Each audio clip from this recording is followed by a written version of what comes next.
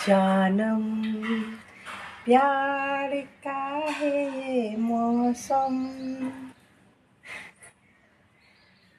তো শুভ সকাল, শুভ সকালের অনেক অনেক ভালোবাসা রেখার তরফ থেকে।